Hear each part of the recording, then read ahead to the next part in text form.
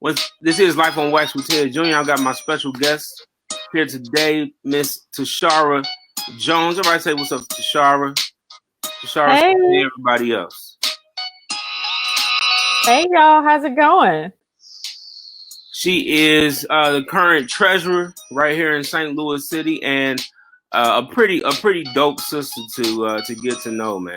She's somebody that you really want to know in St. Louis and really in the whole region. She's been doing great things, and of course on this show we say everyone that's on the show is a local legend, and that local legend title is not just a title, it's a challenge. It's a challenge to be legendary in everything that you're doing. And so we want to make sure that we give her an opportunity right here on Life on Wax with Ted Jr. to let us get to know who she is. And of course, for anybody that watched the show and has listened to the show, you know that I like getting to know people based on the music that they choose. And so, like every other guest, Tishaura has given us 5 songs. Yep, 5 songs, whittled her whole music loving life down to 5 songs. And so we're gonna listen to those songs. We're gonna talk to Tishaura a bit, and we're gonna let that music be the catalyst to our conversation. All right. All right. So Tishaura, real quick, I just want to say it's a pleasure having you on the show. I'm glad we get some levity, like you said, some levity in this kind of rough time. Right. And I'm looking forward to having a lot of fun and talking about some music. Yes, music is my favorite thing. I love to dance. So it was actually hard to pick 5 songs, and they're like, I have at least 5 more that I'm like, oh man, I should have sent you that one. I should have sent that. I should have sent that. But we'll deal with these 5. The funniest thing that I run into is my guests and their process of choosing the 5 songs. Some really agonize over it. Some make a quick decision and then say, take it away, just put it before I make another decision. Which one was closer to you? Did you agonize more? Or did you just say, just do these 5 and let's go?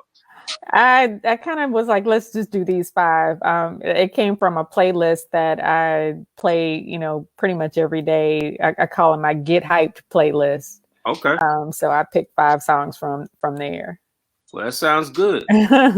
So the first song that I had here on your playlist, I know what the first time I heard this song, I think I was in my car. I was in my car. I was driving, and I was listening to like 1600. It was the gospel station, and I had to pull over for a second because it just hit me all in my area, like down. Yes. So I'm not saying I cried a lot, but I am saying that my eyes may have sweat just a tad bit. Allergies, right? Yeah, allergies. You know that's what it is. Out of Mississippi, you get those allergy issues. So the first song in your playlist is "Encourage Yourself." Yes. What made you decide to make this song a song in your playlist? So being in politics can be pretty rough. It's a contact sport, right? And a lot of the things that I come in contact with on a daily basis are, let's just keep it real, people coming for me, right? And I'm a person of faith. I am a member, like a longtime member of Friendly Temple Missionary Baptist Church, where Bishop Mike Jones is our pastor. And I think the first time I heard that song was in church. And I was just like, yes, this is just speaking to me, because the lyrics, sometimes you have to encourage yourself, right? You have to speak existence over your life. And like one of the riffs that she goes through, she says, sometimes you got to tell the devil I can make it. Right. So that's one of the reasons why it's on my daily playlist, because it starts with gospel, then it moves on to other genres, but it always starts with thanking God for another day and speaking good things over my life and encouraging myself to get through another day. Man, that's nice. That's nice. So, you said politics is a contact sport, and sometimes you got to encourage yourself. We can talk about that a little bit more, but first, let's listen to a little bit of "Encourage Yourself."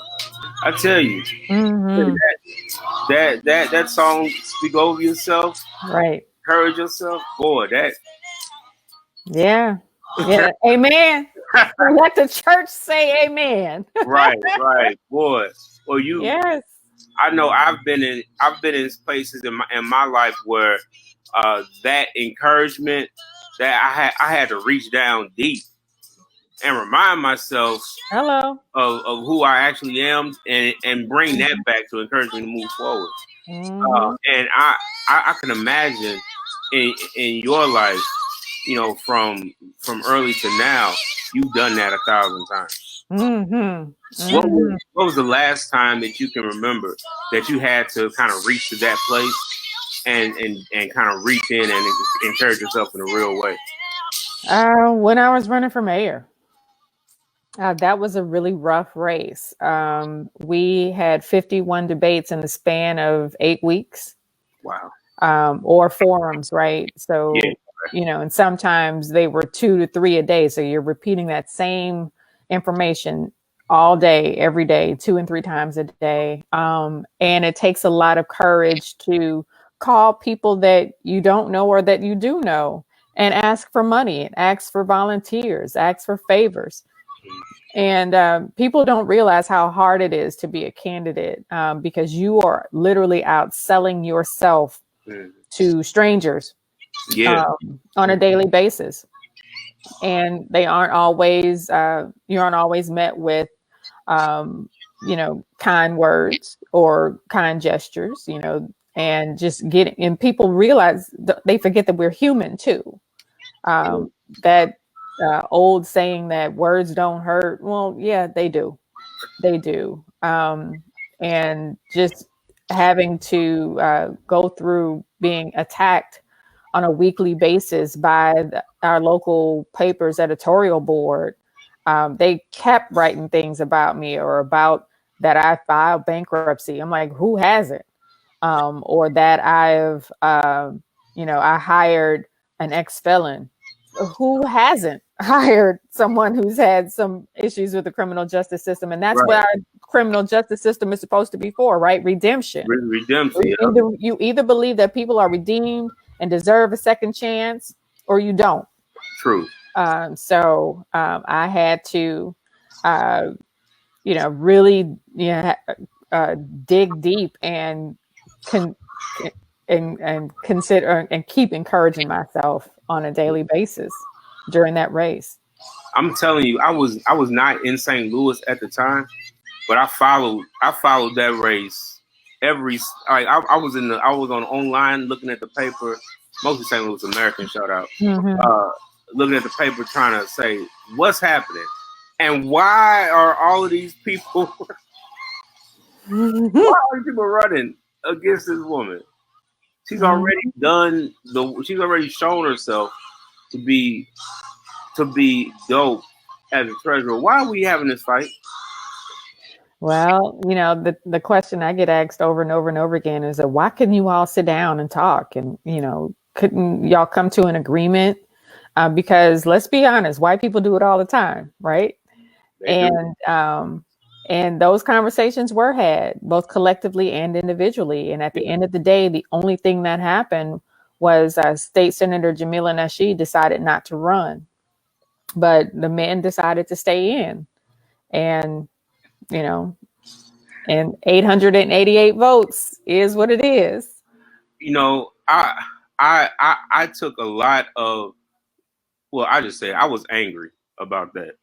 I was angry about that because I just felt like the best, and I'm being biased, I don't care.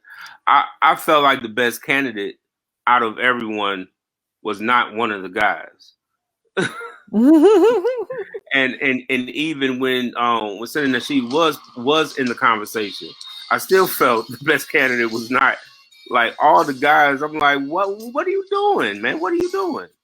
Right. But you know, that said, in your work now, do you see that a lot of that same I'm called misogyny Yes. happening? And how is it affecting your work now as treasurer? I'm stronger for having gone through all of that. And yes, misogyny, racism, sexism, all of that still exists. And you know, for the most, and one of those candidates is still attacking me to this day. He's in a lot currently suing my office. He's and he pretty much antagonizes me on a weekly basis. And he's running against me for treasurer this August. So you know, it is what it is, and all I know is that what God spoke to me, what He's going to do with my life. So I just have to continue to speak over myself, right? That's right. That's right. Okay, I dig that, and I appreciate that. I appreciate you saying that. I know there's a lot of people who felt a way about that mayoral race, and even in the last year, have said, well, what do we do? What do we do? And so I'm grateful that you're still in the position that you're doing and still doing the work that you've been doing and continuing on. And I wish you the absolute best in your treasurer, your next treasurer run. Thank you. So the next song you had on your playlist is "Passing Me By." Yeah. By Far Side. Let's take a second. Let's just listen to that song, and then when we come back, we'll talk a little bit more with you about that. Okay? Okay. Hey, I love that horn on that song. Right. So tell us why you chose to have this song on your playlist. Because I love 90s hip hop. That's easy. It's easy. So it was between either the Far Side. I got a little Biggie on my playlist. Little Bad Boys Greatest Hits, right? Oh, yeah. Love Lil Kim back in the 90s. Lil Kim, right? Oh man. And you know, I love to just rock out and listen to groups like the Far Side, and it takes me back to a time when me and my girlfriends would go out, and it would be playing on our cassette deck, right, in the car on our way out, and we just loved this song. It was our get hype song for the night as we were going out. It just takes me back to, you know, the time when I was in college, and you know, I used to have these backyard parties, and oh man, just it takes me back to some really, really good times with my friends. Yeah, 90s hip hop is definitely on this show. It's been a recurring thing. A lot of people bring 90s hip hop. Now it's the first time I've had the Far Side on the show. I've done the show for three seasons, so that's about 4 years. And it's the first time I've had the Far Side. So and I love this song. Right. Yes, I mean it's so funky. Right? I feel like it just speaks to like how much good music was being made. That there's so many layers that you can end up hearing a song and you're like, oh yeah. Oh yeah, that song was dope during that time. Right. Or the innocence of that song, right? You know, he has a crush on his teacher, right? Or you know, and then he and the other girl that he has a crush on at the end, you know, I've got a crush on her, but she just keeps looking me over. But I want to tell her I love her, right? and so that's nice. It's nice. No, so what you said is that this was songs you listened to while you were in college. Now those that know, you went to Hampton, University. Yes. The Great Hampton. The Great Hampton, class of Ogre 5, Ogre 8, for all my Hamptonians who are listening, and they know what that means. Okay. What was it like going to an HBCU for you? Oh my God. So I wasn't even thinking about HBCUs, but again, I was coming up in the early 90s or late 80s, early 90s. And what came out then? School Days. a different world. Yep. Were on TV, and that just solidified my decision. I was in an all-white high school, and I wanted to get back to who I was. And I knew that these 4 years were 4 years that I could not take back. And I wanted the HBCU experience. And so actually, I wanted to go to Howard, but my daddy said, you can go anywhere in the world but Howard University. Wow. Wow. The hate. Yeah. Well, you know, Howard in the late 80s, early 90s was a totally different place than it is now. Okay. And a bunch of his golf buddies had children who were going off to Howard, and, you know, the DC was a different place, right? Yeah. And very embarrassing. A couple bad things happened to a couple of his golf buddies' kids, and he was like, nope, I'm not sending my daughter to DC in the 90s. Just not going to do it. But Hampton was only 2.5 hours down the road. Come on. So, 3 years out of 4, I ended up at Howard's homecoming anyway. But also, you know, because my dad was in politics, he and my mom would come up to DC every year for the Congressional Black Caucus convention. And so I would come up and meet them there as well. So I saw my parents pretty frequently while I was at Hampton. I bet they showed up all the time. Yeah, but my dad calls Hampton the school of spoiled children, and he calls my generation of my generation the Cosby generation, right? That went to college in the early 90s because of Cosby's influence on HBCUs. And he calls us the Cosby kids. Well, I mean, it's true. People could definitely look at that and see that as a real thing. Not even a bad thing. It's just no. It is what it is. And since my son could understand the difference, you know, of what college was, I've been telling him, you're gonna go to HBCU. Have you always been hating on Howard, or are you more open than your dad? You know, my heart is with Hampton. I really wish he would go to Hampton. I'm trying to take him to homecoming this fall, just to let him see the university and see the campus. But I'd be open to any HBCU. You know, I have my own like top 10 that I would be happy with, because his father also went to an HBCU. So, you know, we both push it from those different angles.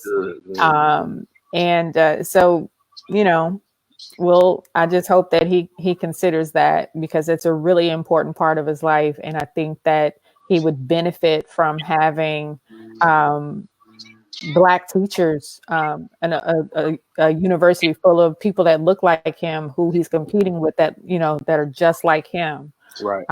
So hopefully, you know, my nagging will get to him one day. Yeah, hopefully. I love HBCUs. I went over to Harris Stowe, and and they I tell people all the time that it's where I grew up.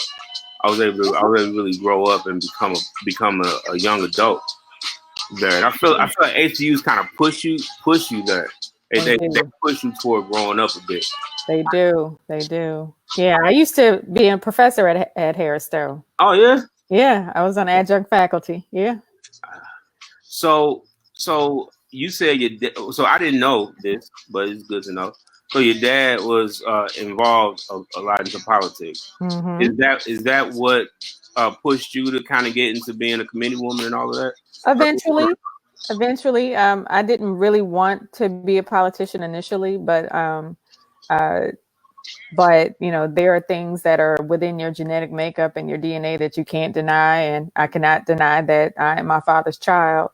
And it's funny, when I first got out of college, I said, nope, I am never going to be a politician. But the quickest way to make God laugh is to tell him what you would never do. True that. So I had, you know, my own career in health administration for several years. And after that, got into politics. So what was the thing that got you to start doing politics in that real way? So when I was living on the South Side, this wonderful couple Lisa and George Suggs Lisa was ready to step down as committee woman, and they were looking for someone to replace her. And her neighbor, Kay Gabbard, who was also a friend of my dad's, said, well, why not Tishaura Jones? Have you asked her what she's doing? And then I met Lisa and George, and they opened the door for me to become committee woman. Lisa resigned, and then George appointed me as his committee woman. And I've been on the up and up ever since. Mm. Do you? Because I know you're in government. Do you consider yourself a politician as a treasurer? I consider myself a public servant, and I think there's a difference. I think there's a difference, and politicians, as of late, get a really bad rap.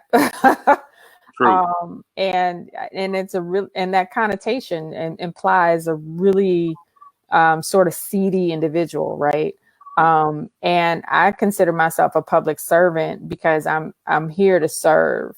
And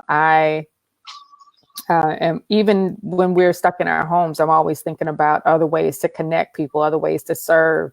How can I serve people by just giving out information, even though most of us are stuck in our homes? So I think that a servant's mindset is always a little different because I realize that I'm just not in this for me.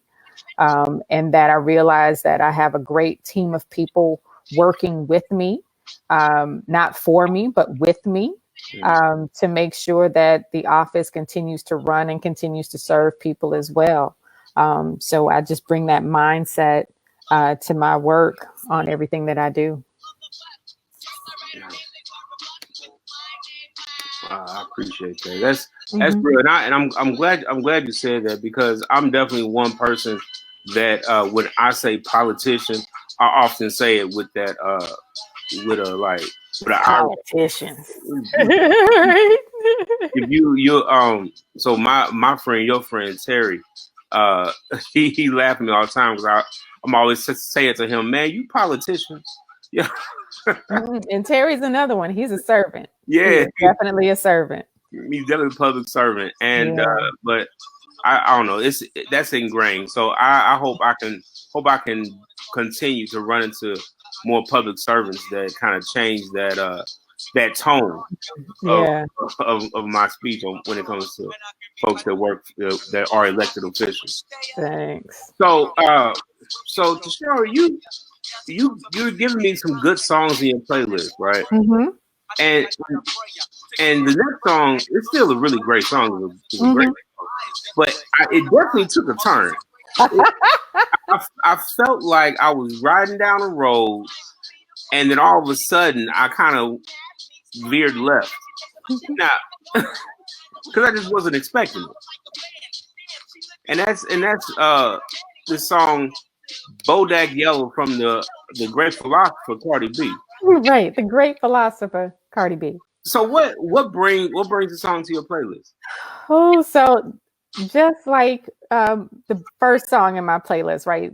First, I have to encourage myself when people come at me, right? And then there are times, just as the Great Philosopher Cardi B says, it's like, hey, don't mess with me. I don't dance. I make money moves. Right. Right. So that's that song that it's just like when I'm just angry at the world and I need something to, get it out. Now I'm gonna tell you, when I first heard this song, I said, what? But then when I listened to it, I said, okay, this is an anthem. It is. This is someone who is harnessing power and telling you what they are and what they are not going to do. Right. It's the millennial version of I'm Every Woman, right? Okay, I can deal with that. Well, let's take a second and listen to the millennial version of I'm Every Woman. Bodak Yellow with Cardi B. This is Life on Wax with your boy Ted Jr. Of course, my guest is Tishaura Jones. She don't gotta dance.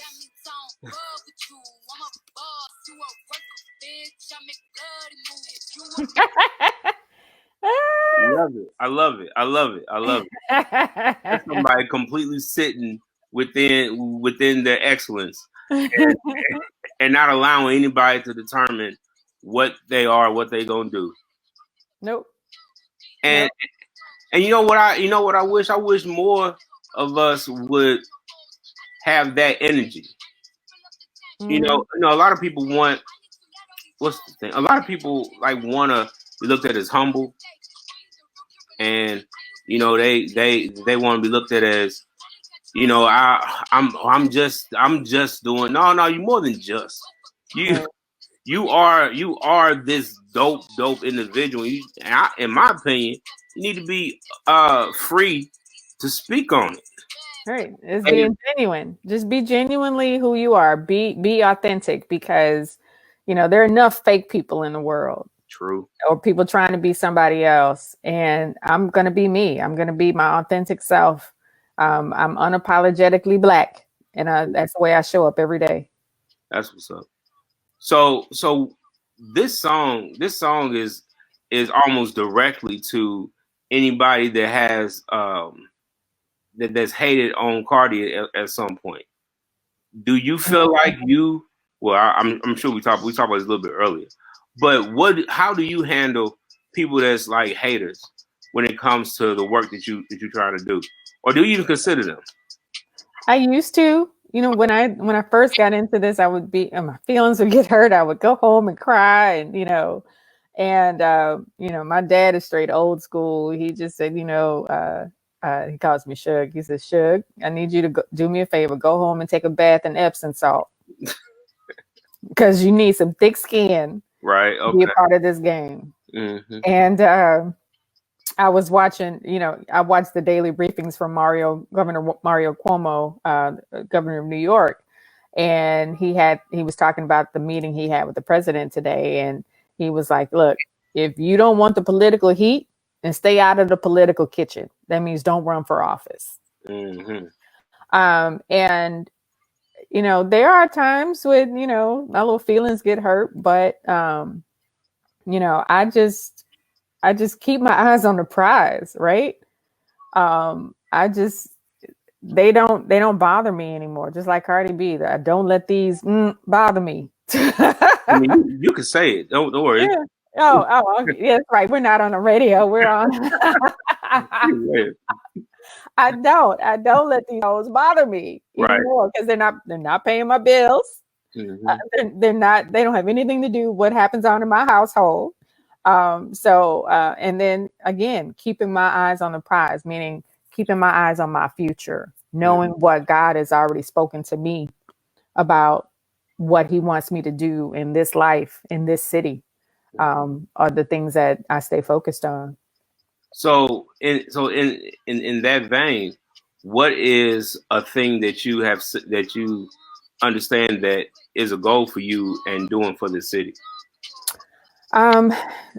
So one of my more immediate goals is, our children's savings program. I started a children's savings program 5 years ago that gives a $50 college savings account to every kindergartner in a public school in the city of St. Louis.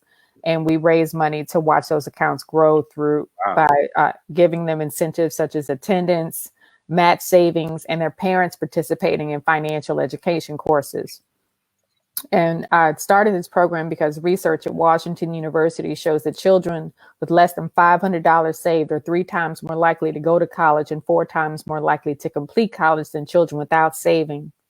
And research from Bob Friedman, who was the chair emeritus of the Corporation for Enterprise Development, now Prosperity Now, says that every college for every dollar you save, it avoids $2 to $4 in student loans. Wow. Right. And think about what our children can be if somebody just spoke life into them at a young age and says, I expect you to do more after high school. Right. Because they can use these accounts for vocational or technical school, 2 or 4 year college, even union apprenticeship. So any costs that are the barriers between them and their futures, they can use these accounts for. And so our oldest cohort is in the 4th grade right now. And the things that keeps me going is wondering what these children are going to be like in the next 5 to 6 years. Right. Wow. Right. So, continuing to nurture that program, to nurture these children, to go and visit, I'm always in the schools, and this is really killing me because I don't get a chance to go into the schools right now because they're out. Right. Yeah. And, and speaking life into our babies. That's the thing that really excites me about why I'm here in this city. That's what's up. I didn't know about that program, but that sounds like an amazing program. It is. And it's one of several across the country. And St. Louis actually has the second largest program in the country. So is that something that's happened that was created out of your administration? Yes, absolutely. It's called the College Kids Children's Savings Account Program. Yeah. So are the kids is automatically enrolled in it? Yep. Automatically enrolled. And again, we put the first $50 in, the treasurer is the parking supervisor. So we put the first $50 in. I know about y'all. Parking fund. So every time you pay a parking ticket, every time you feed a meter, you're helping to fund this program. So doesn't that make you feel better about paying parking tickets? No, but a little bit. But you know what? I pay all my tip, man. This last year, I worked down like in mid downtown, midtown, and man, y'all. Do you have that parking app, boo? I paid the parking app every time. I'm just saying the fact that I had to pay every paying. You are the cheapest in the country as far as parking. Really? Yes. Well then I won't cry about it. But I definitely caught a couple tickets because I ran in real quick. And they caught you. Yeah, and they don't. Once they start writing it, they don't stop. We can't. They don't let you stop. The system doesn't let you. It doesn't. Like Tishaura, I smiled at her. I told her it was a beautiful day. I mean, I did all I could, and she said, she was like, mm-hmm. That's the face. That's the exact face I got. But I did see that that you all like suspended parking like tolls or something during this time. Is that? Can you talk a little bit about what made you decide that? Yeah, so I think that the last thing that people should be worried about during a pandemic is paying parking tickets or feeding meters. And again, I talked about I had a career in healthcare. You ever touched a meter and think about how dirty those things are? Well, now that you get it. Now, yeah. So, and what were they telling us? Everything that you touch could have, lingering, the coronavirus could be lingering on that surface. Yeah. So a couple things. Obviously, we're going to, sanitize the meters as we start going back to work. But I didn't want my people to get sick because they had to continue to write parking tickets. 2, I just felt like it was in poor taste for people to have to continue to get parking tickets when they're going out, when they may have been laid off themselves, trying to get food for their family, trying to provide for their family. And it's in line with, other things that other governments have done across this country. So it's not anything that, no other government hasn't done. They have. And police do still write tickets if there are people parked in, places where it's in danger. Right. But the last thing I wanted people to be worried about during times like these is getting a parking ticket. Well, that's appreciated. I've got friends living in other cities, and they complain all the time about how they're still having to pay for parking and they're getting tickets. Like this is what we're doing. Right, and we wouldn't be collecting much money anyway because people are just sitting. Yeah. Right.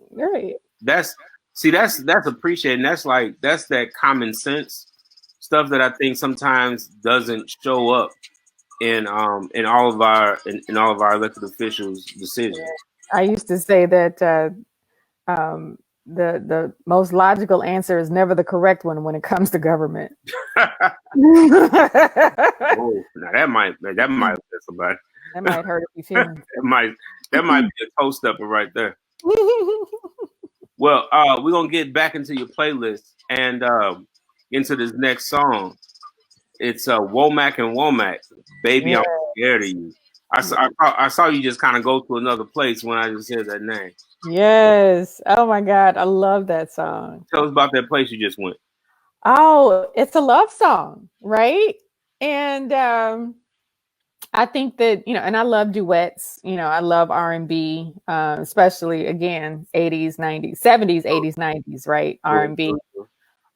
It reminds me of a time, my mother and her sisters, they're long gone now, but just, remembering how they like to have fun and how, and that song just elicits a lot of just, easygoing, fun, I just loved it. It's one of the songs I just loved it. And when I'm in a club, which is not often, but if the DJ plays that, I'm on the floor.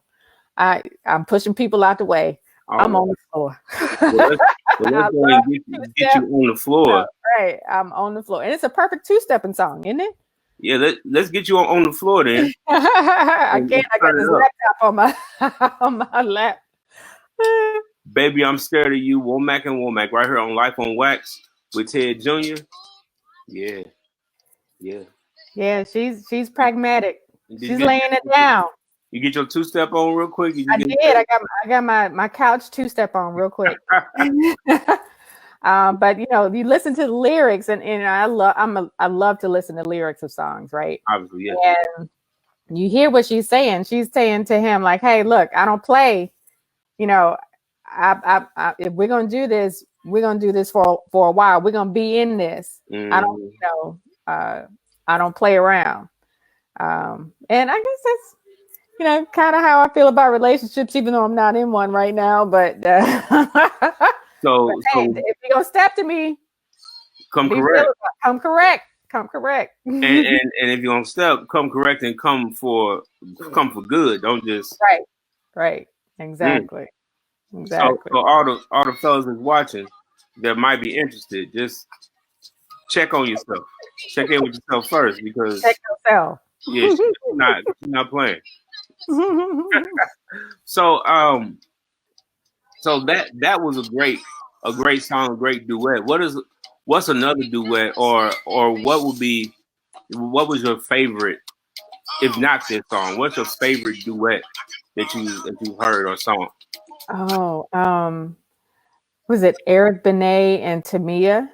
Oh, is that Spend My Life With You? Yes, love that one. Yeah, that's love that one. Yeah, and I got to put my hip hop hat on. Mary J. Blige and Method Man. Yeah. Now I'm gonna tell you, that song has been on this playlist a few different times. That's a favorite. Yeah. I've had at least 3 or 4 different people bring that song to me, and I brought it myself. It's definitely one of my favorite songs. Yeah. Right now I'm doing the show is doing a 30-day challenge. Oh, okay. Challenge. It pops up on Life on Wax page, and one of the weeks it's like the favorite duet or something like that, and that's a song. It's such a bop, man. It is. It's a bop. and people forget just how Method's flow is. Right. Like it's a flawless flow, and he got that bounce. Yeah, one of the most underrated rappers, Method Man. Yeah. Mm-hmm. I wonder why do you think he's underrated mostly? He didn't do a whole. I mean, his catalog isn't like the longest, right? Mm-hmm. He did what he did. He did it quick, and then he bounced into acting. Yeah. And so, it's just. Yeah, he was big with Wu-Tang. Mm-hmm. And then he did a couple things on he did some stuff with. I feel like he never really made rap his only thing he did. Right. As he shouldn't have. As he shouldn't have. I guess. Yeah, I guess it's real. Yeah. So that was Womack and Womack, Baby, I'm Scared of You. And we're coming up to the last song in your playlist. And the last song in your playlist is from an album that is timeless. An album that if it dropped today would get, I think, the numbers that it got then, if not more. And that's Miss Lauryn Hill's album, Miseducation, and the song is To Zion. Yes. What brings this song to this playlist? Because I am the single mother of the most adorable son, Aiden, and that song always makes me think about my child, and our relationship, and how I feel that even though I had him out of wedlock, I'll be totally transparent about that. But he is the joy of my world. He is, I feel like I have been chosen to be his mother. Wow. And I wouldn't have it any other way. He's my gift. He is my gift. I dig that. So we're gonna listen to a little bit of To Zion, and then we'll come back with Tishaura Jones right here on Life on Wax with Ted Jr. Man, that's my girl, man. Yes. That's my girl right there, boy. So so how does being a mother impact the decisions that you make in your work and in your political career right now, or just in general? I always try to make sure that I do things that make him proud of me.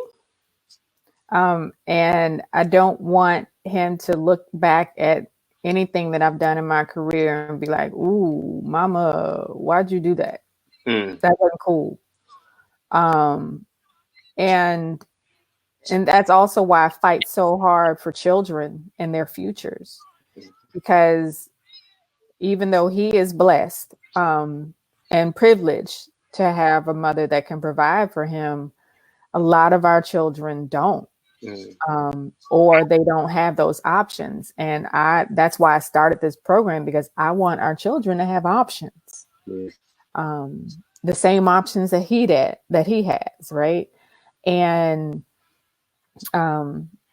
it changes, it changes a child's mind when they see that somebody is investing in their future. So I do a lot of this for him, and I'll be totally honest with your listeners and your viewers.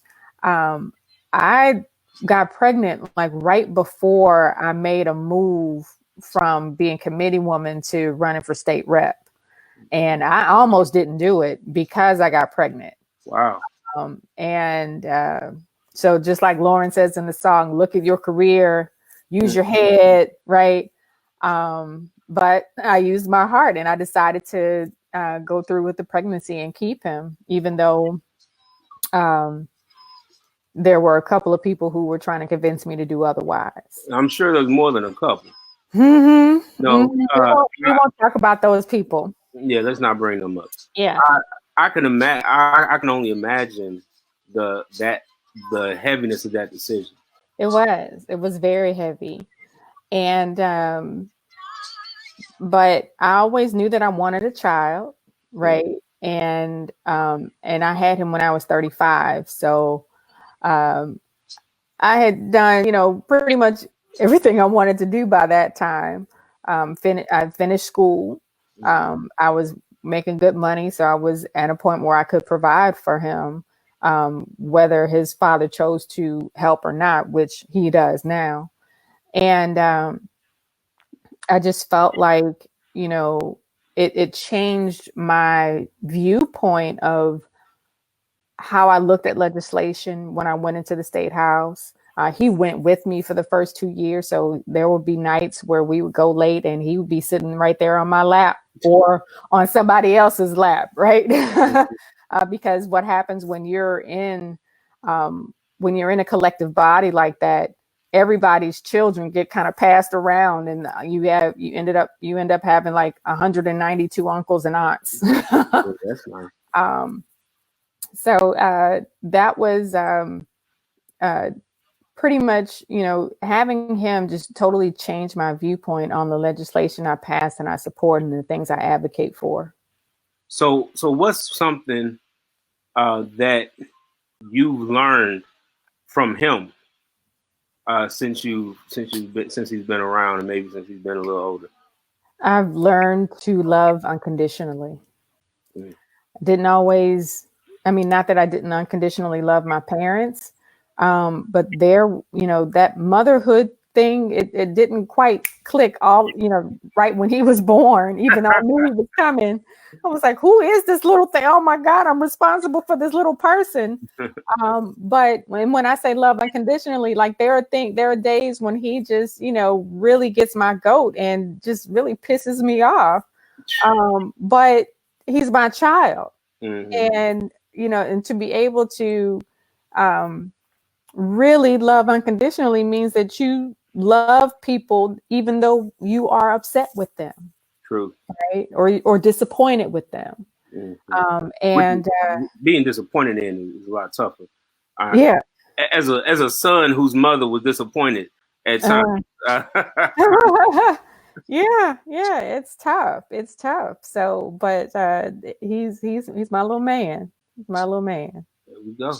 Well, that's the last song on your playlist. Yeah. And Charlie, this has been a great conversation, a great show. I really appreciate you. Now, before we go, we do have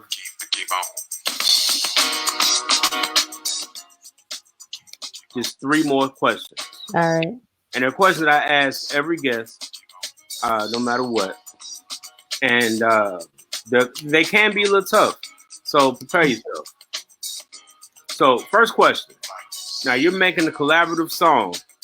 You are putting 2 artists together to make a great song. Okay. A song that you would love.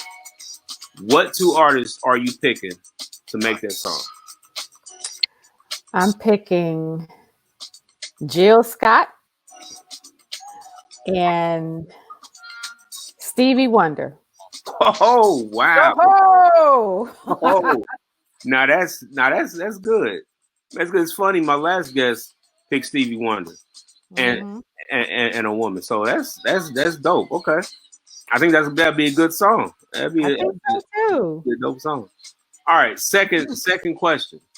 What is a song, album, artist, etc., that people that know you would be surprised that you love?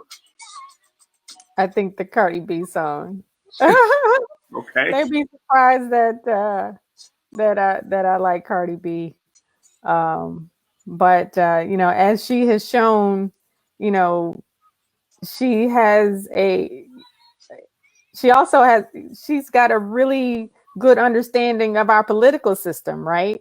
Yeah. And is able to speak to people who follow her in their language about what's going on in our country and going on in our world. So I'm just so tickled and appreciative that she uses her platform for good and not evil, right? Because she could use that platform and be out here wilding out, right? She could be. But she uses it in a positive way. Like she was interviewing Bernie Sanders just last week. So who does that, right? Apparently Cardi B. Right. The prophetess, Cardi B. Right. So last question. Mm-hmm. You have 2 tickets, or you have tickets to see 1 artist in concert. The best venue for you possible. And this is any artist, dead or alive.